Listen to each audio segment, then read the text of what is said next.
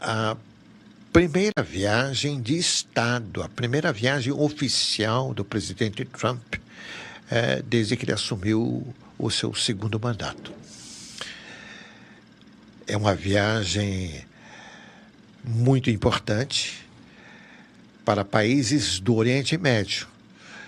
Foi nesta semana, na atual semana, ela começou na terça-feira, na Arábia Saudita, depois veio o Catar e depois os Emirados Árabes. Na Arábia Saudita, o presidente Trump fechou negócios no montante de quase 600 bilhões de dólares. Eu disse bilhões de dólares.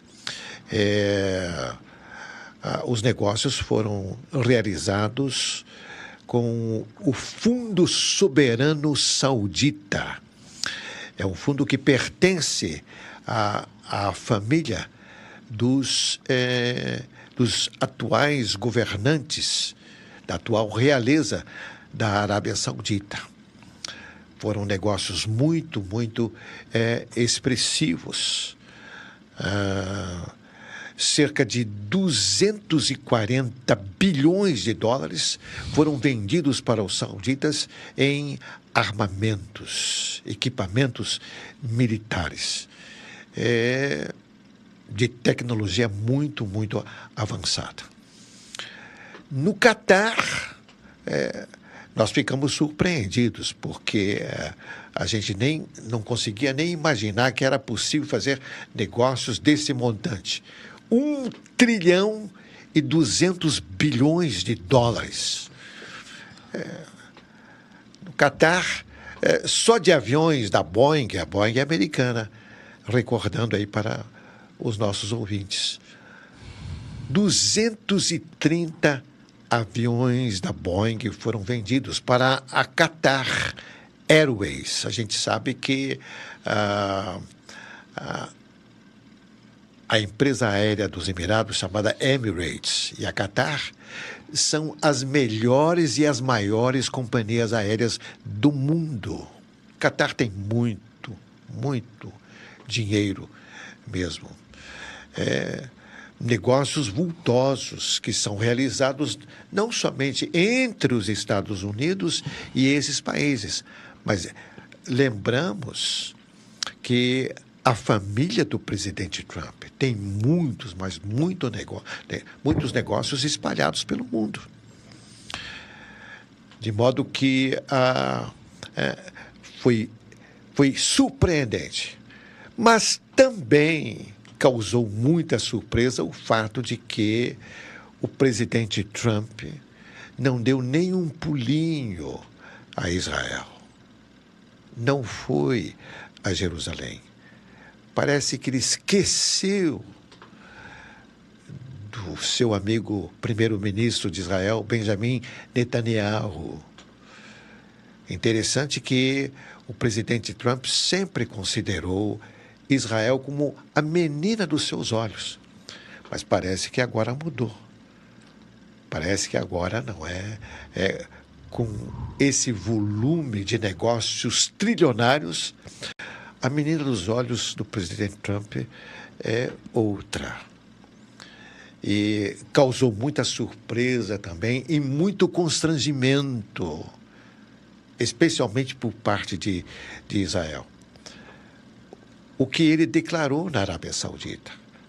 A pedido da Arábia Saudita, quer dizer, a pedido do príncipe herdeiro do trono da Arábia Saudita, Mohammed bin Salman, é o homem que manda na Arábia Saudita.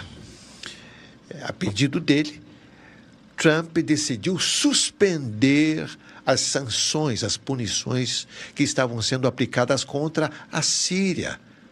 Nós nos permitimos recordar aqui para os atentos ouvidos dos nossos ouvintes, que desde a queda de Bashar al-Assad, a Síria tem sido governada por um indivíduo que teve fortes ligações com os terroristas da Al-Qaeda e do Estado Islâmico.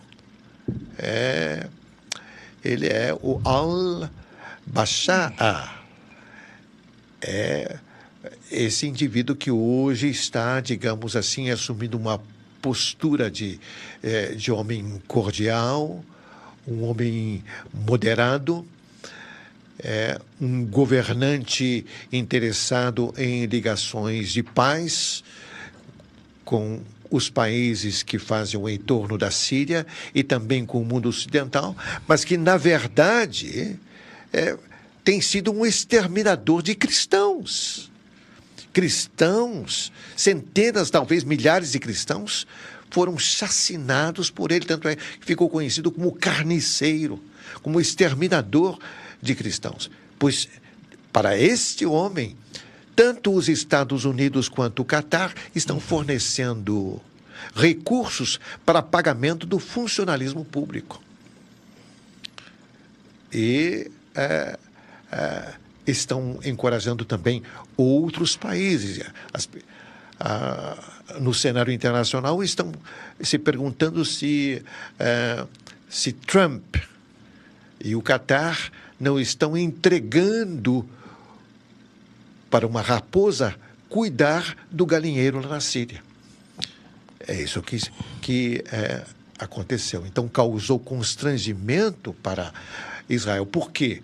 Porque Benjamin Netanyahu havia pedido com insistência a Trump que não fizesse isso, que não levantasse essas sanções, essas punições contra a Síria. E mais, Trump também declarou, quando estava no Catar, anteontem, que estava perto de um acordo nuclear com o Irã. Porque o Irã, tomando as palavras do próprio presidente Trump, havia decidido não fazer uma bomba atômica. Havia concordado com as exigências estabelecidas pelos Estados Unidos com relação a não ter uma bomba atômica. Acontece que o presidente Trump estaria levando por base, por fundamento, o fato de que um conselheiro político e militar do Irã, chamado Ben Shams, ele decidiu, ele é que explicou por que é que o Irã decidiu estabelecer um acordo nuclear com os Estados Unidos, desde que sejam levantadas as sanções, as punições internacionais contra o Irã. Ele fez a declaração, mas acontece que o Irã tem assumido essa posição de declarar apenas, não se sentou à mesa das negociações para firmar nenhum acordo. O Irã, desde fevereiro, vem declarando que vai fazer um acordo de paz com os Estados Unidos. Agora, vejam bem, um assessor, um conselheiro político-militar é uma autoridade de terceiro, o quarto escalão no Irã. Não foi o Ayatollah Khamenei que disse isso, não foi o presidente do Irã que disse que o Irã está disposto a estabelecer um tratado nuclear com os Estados Unidos, desistindo de confeccionar um artefato atômico, de ter bombas atômicas. Não foi uma autoridade maior do Irã que decidiu, que disse, que afirmou isso. Foi um conselheiro, um alto funcionário, mas que não tem o ranking de um presidente, de um ministro, ou não falou em nome dos ayatolás, porque sabemos que o Irã é uma ditadura islâmica, governada por dirigentes religiosos, chamados ayatolás.